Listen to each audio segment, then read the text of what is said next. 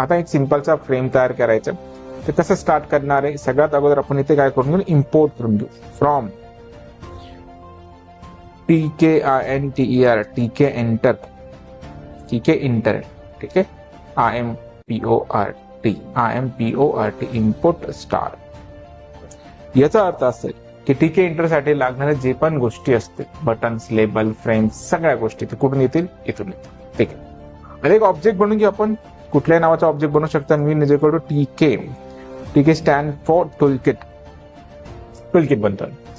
Second आहे directly आपण एक मी आता डायरेक्टली एक मेन लूप लिहितो, win dot main loop. Main लूपचा अर्थ चुकले MAIN मेन लूप. ठीक आहे.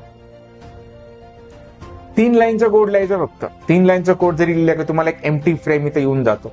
ठीक आहे. मग आता बाकीच्या गोष्टी या एम्प्टी फ्रेमवर करायच्या. ठीक आहे. तर स्टेप बाय स्टेप एम्प्टी फ्रेमवर कसं काम करायचं ते आपण बघू. एवढं लक्षात आलंय. Frames, import, TK inter, object बनवला, मेन लूप. आता कोडिंग करताना सगळा कोड जो आहे तुम्हाला इथे करायचा.